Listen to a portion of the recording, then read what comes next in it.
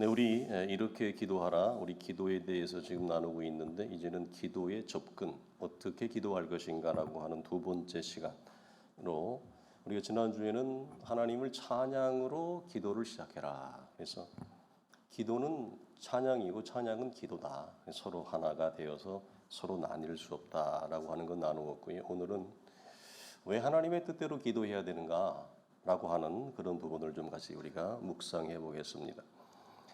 이제는 기도의 몸통 부분인데 우리가 보통 간구하죠. 내 필요와 형편에 대해서. 그래서 기도의 가장 기초적인 형태입니다. 이 간구하고 구하는 것은.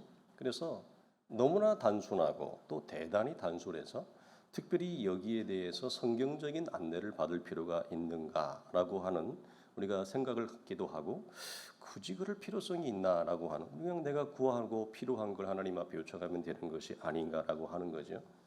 제가 아마 제 나이 그때 21살 때로 기억을 하는데 사역을 시작하기 전이었습니다. 저희 섬겼던 교회에 기도를 많이 하시는 분이 많았잖아요. 그때만 해도.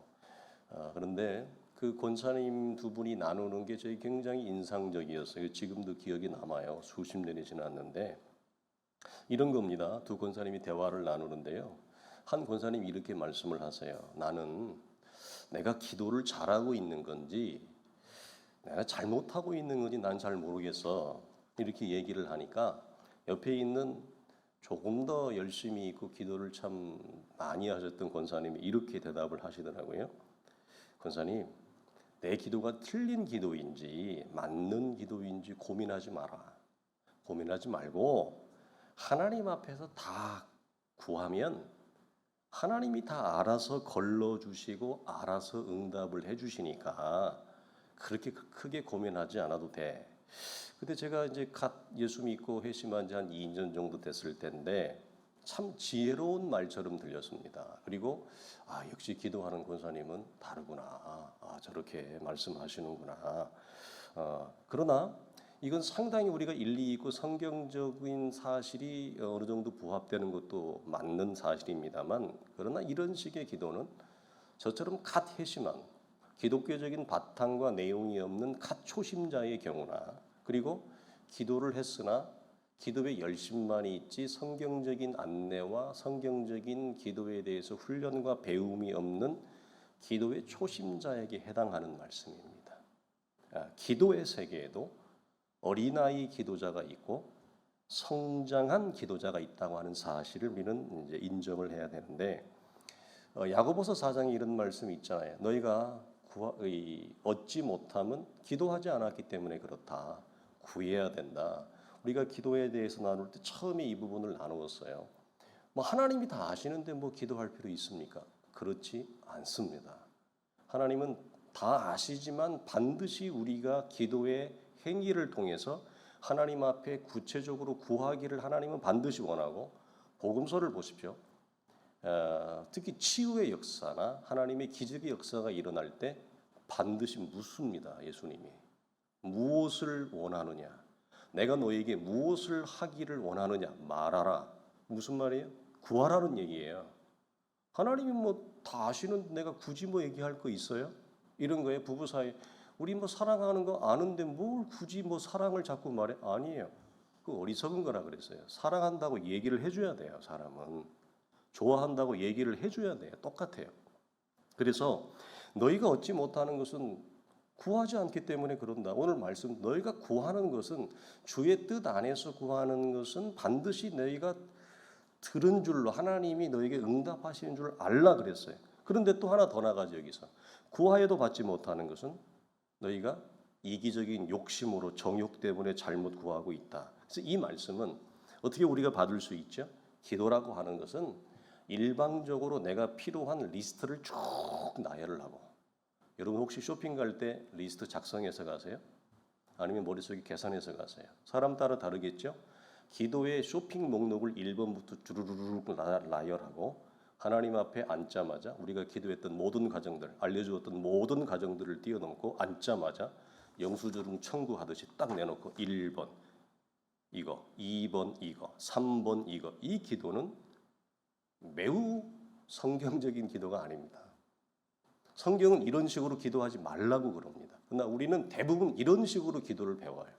처음부터. 그러니까 기도를 오래 했는데 기도를 오래 한 열매가 없는 거예요. 그래서 왜 하나님의 뜻대로 기도해야 되느냐? 성경이 이것을 우리에게 보이기 때문에 그렇죠. 그래서 기도를 일방적으로 내 입장에서 무조건 달라는 식으로 구하는 식으로 기도를 하지 말라는 얘기죠. 왜 그렇습니까? 사람은 그렇게 기도를 해도 얼마든지 하나님의 보좌 앞이지만 예수의 이름을 빙자하여 내 것만을 취하려고 하거나 하나님을 내가 임의대로 마음대로 조종하려고 하는 시도를 얼마든지 할 수 있다. 무엇을 통해서? 기도마저도. 기도라고 하는 이 거룩한 하나님의 보좌 앞에 나가는 것 얼마나 아름답고 좋은 일이고 축복된 자리입니까? 그런데 이 아름답고 허락되어진 특권과 선물의 자리에도 불구하고 예수의 이름을 동원해서 내가 원하는 말을 하나님 앞에 내가 얻어내는, 그래서 하나님을 좋은 말로 하면 얻어내는 거지만 바르게 보면 어떻게 보여요? 하나님을 내가 갈취하는 것 같은, 조종하려고 하는 것 같은 시도를 할 수가 있기 때문에 너희의 정욕대로 구하지 말고 성경이 보이는 그리스도 예수 안에서 거룩하게 합당한 것들을 구하라고 얘기를 하게 되어집니다. 그래서 자칫 잘못하면 채권자와 채무자의 관계로 하나님을 닥달하게 되어진다. 잘못하면 하나님을 닥달합니다.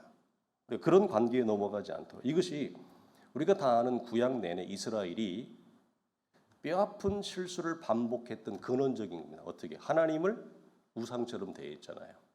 하나님을 나를 창조하신 아버지, 나를 구원하신 구원자로 대하라고 무수히 반복해서 얘기하고 선지자들을 통해서 지도자들을 통해서 말씀을 하지만 그들은 제사만 드리고 예배만 드리고 나가면 하나님을 우상처럼 대했습니다. 그래서 이것을 여호와 우상이라고 하는 이것이 구약 내내 뼈아픈 이스라엘의 대참사였어요. 이게 실패의 역사이기도 했죠. 도널드 블러시라고 하는 분은 이런 유의 기도를 뒤틀린 기도다 이렇게 표현합니다. 왜 뒤틀린 기도라고 하느냐? 말 그대로 기도는 기도를 통해서 서로 서먹서먹한 관계, 하나님과 떨어지고 서먹서먹한 관계. 오랫동안 기도하지 않으면 서먹서먹하거든요. 여러분 그거 느끼시죠? 기도를 해야 되는 성도가 오랫동안 기도를 안 한다거나 찬송을 해야 되는 사람이 찬송을 어떤 이유 때문에 오랫동안 안 한다거나 말씀을 통해서 하나님과 교제해야 되는 성도가 오랫동안 어떤 이유 때문에 말씀과 교제를 안 하면 굉장히 서먹서먹해집니다. 전혀 모르는 사이는 아닌데 되게 낯설어요. 그래서 기도는 이렇게 낯설고 서먹서먹한 관계가, 제가 알아듣기 쉽게 이런 말을 쓴다고 그랬어요. 성공적인 기도를 하면 서먹했던 관계가 친밀한 관계로 회복돼야 됩니다. 기도를 통해서. 그리고 우리가 나누었듯이 기도는 경건에 이르는 연습이라 그랬습니다. 바울이 디모데에게 그 경건에 이르기를 연습하라라고 하는 말씀 그 앞에 어떤 내용이냐면 디모데에게 이렇게 부탁을 하는 거예요. 디모데야, 성도들을 가르칠 때 진리를 깨우쳐 알게 하는 것으로, 진리를 전달하는 것으로 그치지 말고 깨우친 진리를 몸으로 기도로 연결시켜라. 이걸 말씀과 기도가 한 몸이 되게 해라. 이걸 같이 연결해 주는 차원에서 경건에 이르도록 너희의 몸을 트레이닝하라. 이것까지 하는 거예요. 그래서 경건은 이생과 내생에 엄청난 영적인 능력을 갖다 준다. 이 얘기를 하는 거거든요. 그러니까 그런 경건에 이르는 말씀은 들으나 내가 하나님 앞에서 내가 경건에 이르는 내 삶을, 내 몸을 통제하지 아니하면 어떤 게 나오냐면 시간이 흘러가면 무기력해집니다. 여러분 기도하지 않으면 반드시 나타나는 게 뭐냐면 무기력해져요. 무력해져요. 아는데, 뻔히 다 아는데 침체된다고요. 다운이 된다라고 하는 사실입니다. 그래서 성공적인 기도는 이렇게 무기력하고 무력한 영혼에 빠진 자가 기도를 통해서 생동하고 활기찬 관계로 다시 회복하고 채워지고 충만해지는 거예요. 이게 기도가 주는 선물입니다. 그런데 이 선물은 제가 말씀드렸습니다. 풀어서 내 걸로 내가 잡아야 됩니다. 선물만 갖다 놓고 풀지를 않아요. 포장지를 열지를 않는 거죠. 알맹이를 자기 것으로 자기가 취하지 않는 것입니다. 그러면 그냥 선물로만 있는 거예요. 선물을 열어서 준 목적은 네가 가져, 네가 누려, 네가 행복해, 네가 즐거워해. 인생을 재미있고 행복하게 살아. 그러려고 선물을 주는 건데 선물을 받아놓고 포장지를 뜯지 않고 잘 보이는 곳에 선반에 딱 올려놓고 전시만 하고 있는 거예요. 그건 내 것이 아니죠. 내 것이 전혀 될 수가 없다. 나와는 별개가 되어진다. 그래서 성공적인 기도는 반드시 이런 선물을 가져다 줍니다. 반드시 회복돼요. 무력한 자가 충만해져요. 네. 이거 우리가 경험해야 돼요. 그런데 뒤틀린 기도를 배우면 어떻게 되느냐? 제일 큰 관심사가 뭐냐? 응답에만 초점이 있습니다. 그래서 조심해야 될 게 뭐냐면 어떻게 하면 응답을 잘 받을 수 있는 응답받는 자의 비결 이런 건 대단히 조심해야 돼요. 즉 무슨 말입니까? 우리가 요즘 이제 누가복음 15장 탕자의 내용을 우리가 나누고 있는데 탕자나 큰아들이나 공통점이 뭐라고 그랬어요? 아버지에 대해서 아무 마음이 없어요. 아버지의 관계가 죽어있고 단절돼 있다고요. 그리고 아버지가 줄 거에만 관심이 있어요. 그걸 고발을 하는 거거든요. 그 내용이. 기도도 어떻게 되느냐? 잘못되면 뒤틀린 기도로 빠지면 응답에만 관심이 있어요. 그러니까 하나님을 즐거워하지도 않아요. 하나님을 기뻐하지도 않아요. 하나님을 알아가는데 관심이 없어요. 그럼 뭐에만 관심이 있어요? 내 관심에 온갖 집중되는 관심은 뭐죠? 어떻게 하면 응답을 빨리 내가 원하는 대로 받아서 내 무겁고 답답한 현실이 바뀔 수 있느냐. 환경의 개선, 처지의 개선만을 하나님 앞에 구하고 있다고요. 이걸 뒤틀린 기도라고 얘기하는 거예요. 성경이 말하는 하나님의 뜻에 합당한 기도가 아니다. 이렇게 얘기를 해요. 그래서 여러분 하나님을 즐거워하거나 하나님을 기뻐하지 않는 한 우리가 지난 나눴습니다. 우리가 기도하지 못하는 여러 가지 이유가 리스트가 있습니다. 그런데 가장 사도 바울은 뭐라고 얘기한다고요? 하나님을 기뻐하지 않는 것이 가장 큰 원인이에요. 우리는 다른 원인들을 얘기를 많이 할 수 있어요. 저도 뭐 많이 얘기할 수 있어요. 네. 그런데 가장 근본적인 것은 뭐냐면 하나님을 기뻐하거나 즐거워하거나 그분과 함께 있는 것에 대한 사모함이 없어요. 여러분 기도를 자주 하고 정기적으로 하고 매일 기도하면 이렇게 내 필요와 소원을 구하는 기도는 사실은 많이 물러갑니다. 무슨 얘기인지 아시겠습니까? 아침에도 오후에도 저녁에도 늘 하나님의 앞에 내 사정과 형편을 아뢰기 때문에 내 필요만을 아뢰는 기도는 기도를 해도 내 영혼이 건조해져요. 여러분 아셔야 돼요. 내 영혼이 건조해진다고요. 계약관계처럼 되는 거예요. 도장 찍는 자리같이 되는 거예요. 삭막하잖아요, 여러분.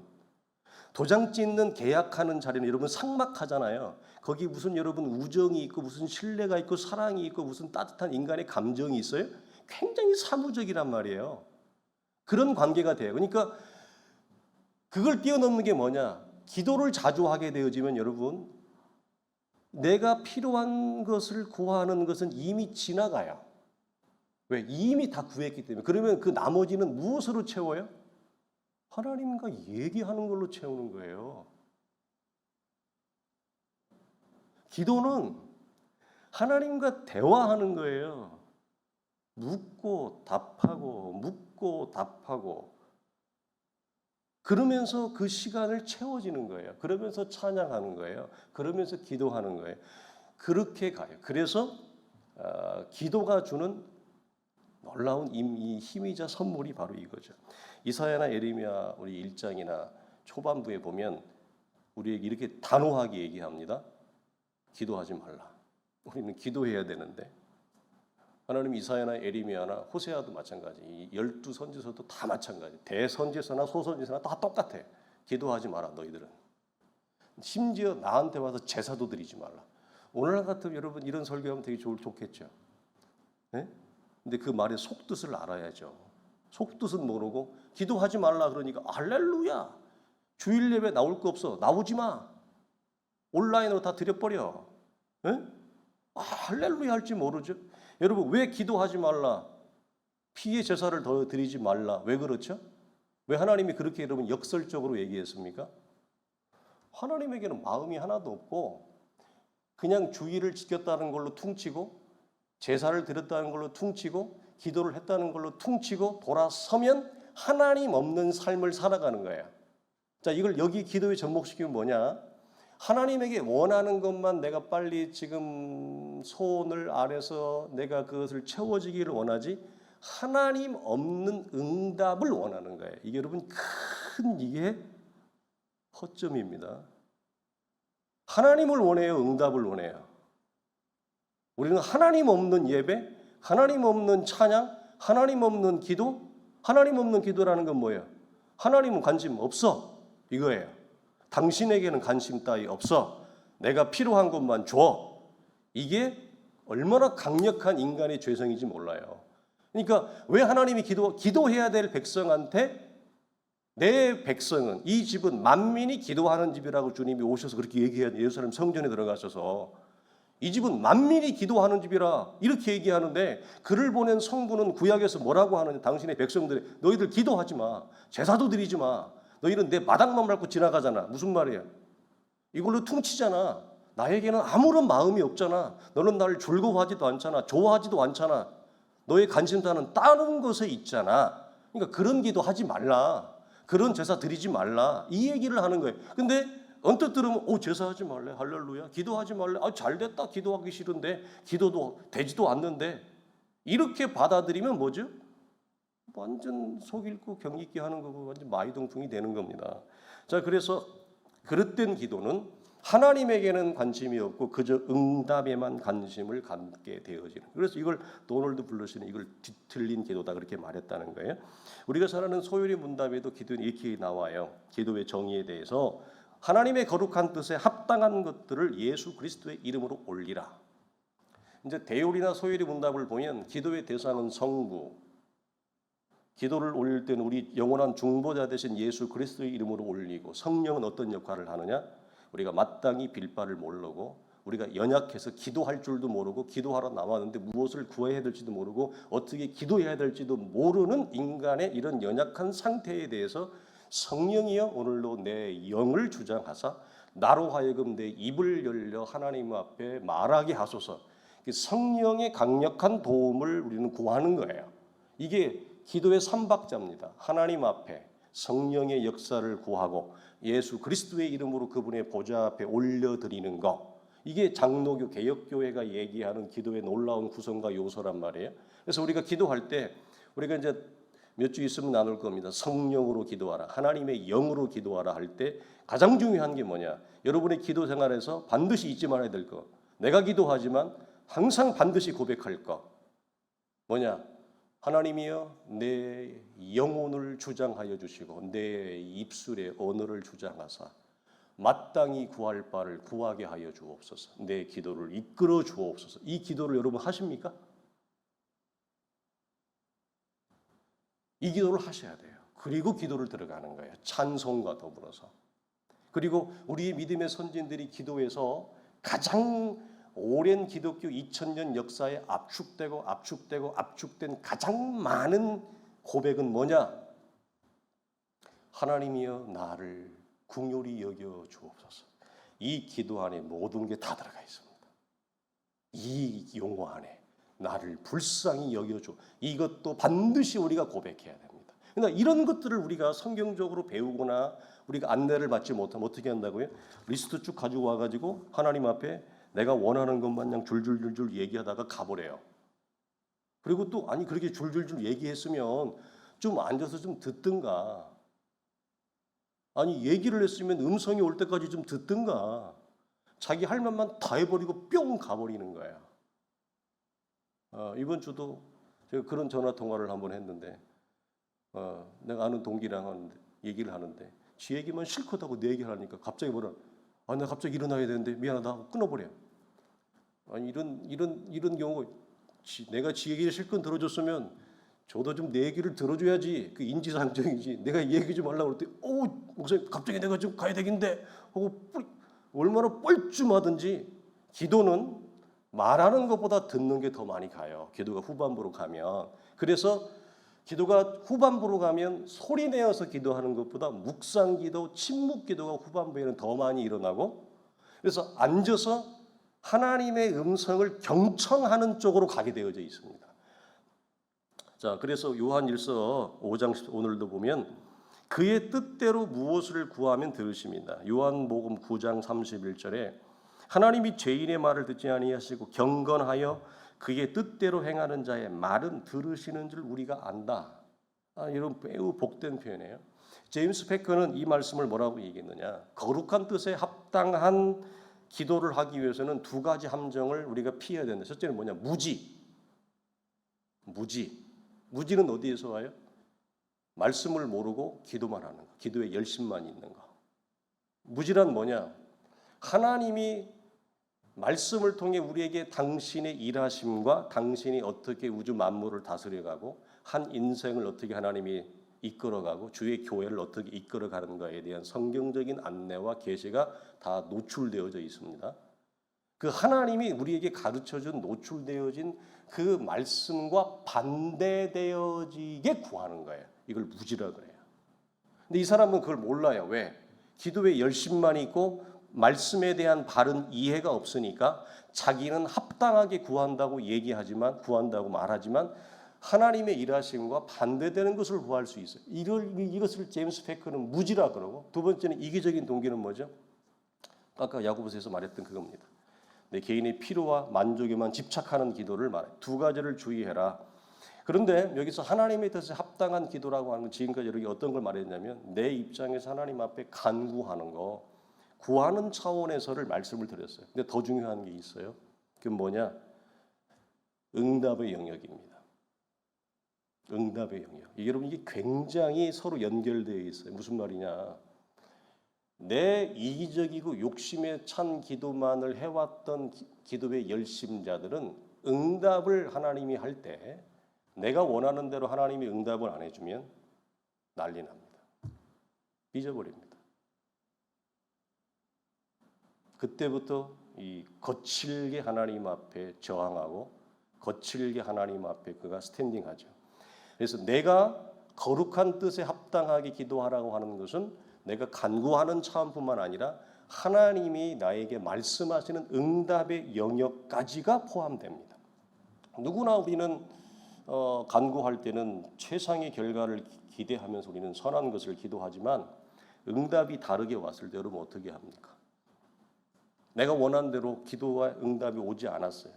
성경은 뭐라고 얘기하죠? 내가 원하는 대로 응답이 오지 않았을 때 그 응답을 받아들이는 것까지가 하나님의 거룩한 뜻에 합당한 기도라고 얘기를 합니다.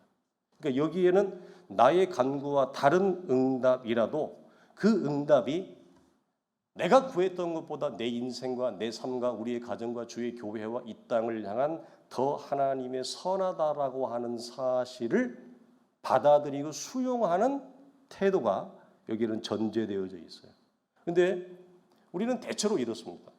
내가 원한 것을 하나님이 구하지 않으면 삐지거나 입이 나오거나 뭐 교회를 안 나오거나 아니면 돌출 행동을 하거나 자기 딴에 돌출 행동을 하는 거예요. 하나님 앞에 항변을 하고 뭐 별 행위를 하는 거죠.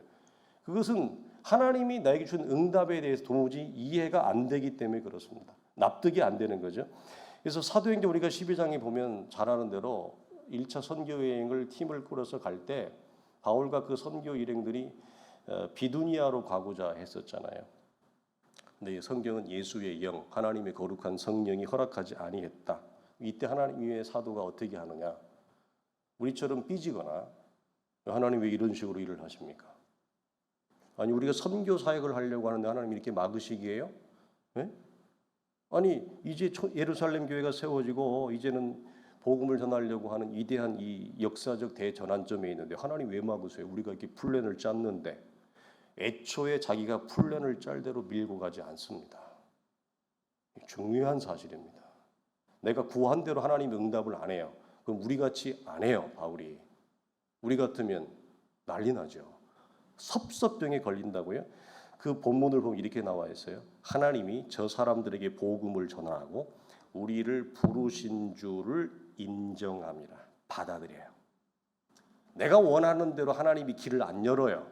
우리 같으면 난리 난단 말이에요. 별 생각이 나요. 그걸 그대로 받아들인단 말이에요.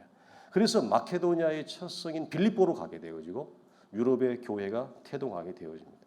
또 하나 병 낫기를 3번 간구했지만 네 은혜가 내게 충분하다. 네가 교만하지 않도록 사단의 가시를 주었다. 이 말은 무슨 말이냐면 쉽게 부르면 내가 너에게 준 은혜는 네가 병이 있고 네가 지금 아파서 그런 상황이 있지만 내가 준 은혜 안에서 너는 충분히 그 사역을 할 수 있다. 내가 이미 베푼 은혜 안에서 너는 네 인생을 충분히 살아갈 수 있다. 이 말이에요. 자, 그런데 이것을 바울은 받아들입니다. 우리가 잘 아는 대로 바울이 더 이상 간구하지 않습니다. 이 가시를 끊어달라고 간구하지 않습니다. 우리 여기서 무엇을 보냐면 하나님의 응답을 하나님이 나에게 내가 원하는 대로 구한 방식으로 주지 않더라도 그 응답을 받아들이는 이게 여러분 무엇과 그대로 연결될 거예요. 잠깐 생각해 보세요. 하나님의 응답을 받아들이는 거. 내가 원하는 방식이 아니에요. 내가 생각했던 방식이 아니에요. 하나님이 그렇게 나에게 길을 열었어요. 그렇게 말씀을 하세요. 그리고 여러분 그걸 받아들이는 게 무엇과 우리 신앙생활에 크게 연결될까요? 순종입니다. 이게 안 되는 사람은 순종도 잘 안 돼요. 그러니까 순종은 굉장히 큰 주제예요. 생각하시는 것처럼 그게 가벼운 주제가 아닙니다. 이게. 그러니까 우리는 바울이니까 아멘하지 우리 같으면 뭐 노멘이죠. 하나님은 항상 최선의 것을 내가 원하는 방식이 아니더라도 주신다는 것을 우리는 의심하지 말고 믿어야 된다. 칼빈은 내가 요청한 방식 그대로 응답하지 아니할지라도 하나님은 우리를 실망시키는 법이 없다. 그럼 어떻게 하느냐? 반드시 하나님은 제2의 형태나 제3의 방식으로 응답하신다. 창세기에 보면 아브라함이 아직 받지 못한 이삭에 대해서 이제 이 소망이 이제 끊어졌어요.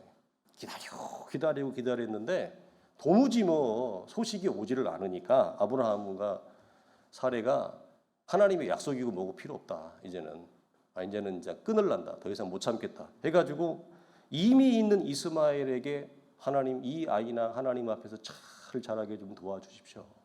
이 아이나 좀 은혜를 주십시오. 상시 17장 18절 이렇게 얘기한다고요. 하나님 어떻게 응답하셨죠? 하나님의 응답이 확고했어요. No, 거절해버려요. 아니야 아브라함아. 응답은 응답인데 거절이라고 하는 응답을 받았어요. 그리고 동시에 뭐냐? 제2의 아브라함이 생각하지 못했던 제3의 방식으로 하나님은 또 응답하세요. 이게 이중 응답이 오는 거예요. 여러분, 이제 재미있어요. 여러분 기도하셔야 돼요. 그러니까 기도 안 하면 이런 걸 전혀 경험하지 못하고 천국 가요. 기도하셔야 돼요. 이중 응답을 받아요. 여러분 이중 응답 받아온 적 있어요? 네? 놀라운 거예요. 그러니까 무슨 말이냐? 하나님, 아브라함아, 내 뜻은 이삭에게 있다. 네가 구한 거는 이스마엘이잖아. 너는 뜻이 이스마엘에게 있지? 내 뜻은 이삭에게 있어. 나 그래서 거절해. 그런데 네가 구한 것도 내가 땅에 떨어지지 않게 은혜를 줄게. 그래서 제2, 제3의 방식으로 뭐라고 얘기하느냐? 이스마엘을 위한 기도도 버리지 않도록 하나님 이렇게 얘기해요. 이스마엘에게도 내가 복을 주어 그를 큰 나라가 되게 하려니와 그에게도 복을 줄 거다. 그러나 내 언약은 이삭에게 있다. 이거예요, 여러분. 그러니까 기도해야 내가 원하는 방식 그대로를 응답을 받지 못해도 내가 전혀 생각하지 못했던 제2, 제3의 방식으로 하나님이 응답하시고 일을 풀어가는 것을 맛을 보죠. 그러니까 이런 걸 맛을 본 사람은 계속 기도하게 되어져 있어요. 기도의 선물과 유익과 능력과 기도는 현실적이면서도 초월적이거든요. 우리가 다음 주 이제 나누겠습니다만 사람들은 기도하기 싫어하면서도 동시에 기도를 하려고 해요. 왜 그러느냐?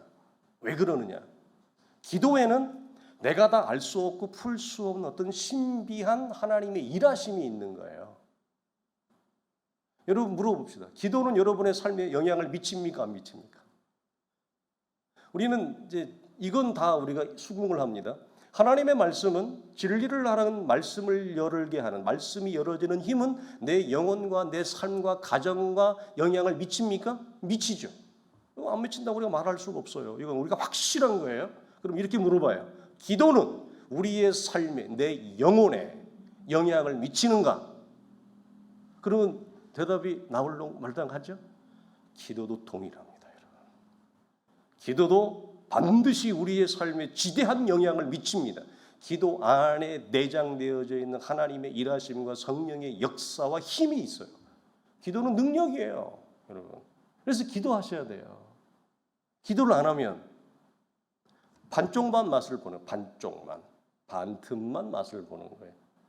말씀과 기도를 동시에 맛을 봐야죠. 사실 우리는 마땅히 구할 바를 모르고 기도할 때가 많고 응답에 있어서 여러분 그럴 때가 많아요. 여러분 기억하실 것은 내가 구한 그대로 그 방식 그대로 하나님이 나에게 응답을 하지 않더라도 그걸 고집하지 마세요. 하나님이 제2의 제3의 길을 열어주십니다. 그래서 내가 구한 방식이 아니든 실족하지 않기를 바랍니다. 마지막으로 말씀을 드리고 싶은 말씀은 이겁니다. 여러분 경험하시면 좋겠어요. 그런데 이미 아마 경험하신 분들도 많을 거예요. 우리 성도들이 신앙의 여정이 길으니까 우리가 드리는 많은 기도의 제목 가운데서 우리가 어릴 때 기도드렸던 거, 신앙적으로 어릴 때 또 물리적으로 인생의 나이가 어릴 때 하나님 앞에 기도했던 수없이 많은 것들이 있죠. 그 많은 기도들이 여러분 사실은 기도의 간구와 제목들이 이게 풀어지게 하는 가장 근원적인 것 중에 하나가 뭐냐면 내 영혼과 믿음이 하나님 안에서 영적인 변화와 영적인 성장을 경험하게 되어지면 내가 하나님 앞에 드렸던 많은 기도의 제목이 저절로 응답되는 역사가 있습니다. 아멘 되십니까? 여러분 동의되십니까? 예, 진짜 그래요. 그러니까 내가 구한 걸 하나님이 나는 이 물컵을 구했으니까 하나님 물컵 그대로 주세요. 우리가 이제 보통 그러는데 내가 왜 하나님이 단번에 응답하지 않을까요? 다음 주에 나눌 제목이 왜 단번에 응답하지 않을까요? 하나님이 어떤 경우에는 단번에 고쳐버립니다. 단번에 응답하십니다. 예? 히스기야가 이사야를 통해서 너 죽는다, 너 죽어, 너 고쳤으면 끝나. 그러니까 이사야가 성 밖을 나가기도 전에 히스기야가 이걸 듣고 하나님 앞에 대성통곡하고 그가 마음을 돌이킵니다. 마음을 찢습니다. 기도하니까 성 밖을 나가기도 전에 여호와의 응답이 이사야에게 딱 임합니다. 다시 가라. 내가 저 생명을 거두지 않고 15년을 더 주마. 너가 열매를 반죽을 해서 붙이라. 예? 여러분 하나님의 응답이 이렇게 신속하게 올 때도 있는데 한 번 기도해가지고 안 될 때 많아요. 두 번 기도해도 안 될 때 많아요. 왜 어떤 경우는 항상 여러분 기도를 반복해야 되고 오래 기도해도 우리가 지난하기 힘들 때가 왜 하나님이 여러분 우리의 응답에 대해서 오래 끌까요? 왜 오래 끌까요? 단박에 안 주고 그 안에 하나님의 놀라운 우리의 영혼을 향한 하나님의 축복이 있습니다. 무슨 말이냐? 오늘 마지막 요 말씀. 하나님이 기도하는 응답이 더디는 과정을 통해서 내 영혼의 변화와 성장이 일어납니다. 그러면 내가 구했던 많은 기도의 제목들이 저절로 풀어지는 역사가 있습니다. 그리고 하나님은 솔로몬에게 네가 구하지 않은 것까지 내가 제2, 제3의 것을 주잖아요. 하나님은 줘요. 네. 그러니까 이 모든 것은 여러분 우리가 어떤 자리를 통해서 하나님하고 이것이 우리가 열어지는 거예요? 기도의 자리죠. 기도의 자리죠. 그러니까 힘들고 제약이 있고 몸이 피곤하고 별 변명을 우리가 하고 싶지만 그럼에도 불구하고 우리가 기도의 자리를 찾아야 되는 이유 중에 하나가 여기에 있습니다. 우리 사랑하는 성도들이 요즘 현대 성도들이 기도하기 쉽지 않다는 거 다 압니다. 목사님 왜 그럼 그때 나이도 어린데 그렇게 기도했냐고요? 여러분이 저와 같은 형편에 있었으면 여러분도 그렇게 기도했습니다. 무슨 얘기인지 아시죠? 제가 잘나서 기도하는 게 아닙니다. 입장을 바꿔놓고 여러분이 저와 같은 형편과 처지에 있었다면 여러분도 그렇게 기도했습니다. 믿음이 좋아서 대단해서 기도하는 게 아니라 기도할 수밖에 없는 삶의 절벽에 서면 기도합니다. 물론 그런 삶의 형편을 모든 사람이 맛볼 수는 없습니다. 모든 사람이 인생의 절벽에 설 수는 없잖아요. 푸른 초장에 있는 사람도 있잖아요. 우리 사랑하는 성도들이 기도의 자리를 통해서 지금보다 더 나은 관계와 신앙의 능력을 경험할 수 있기를 주님의 이름으로 축원합니다.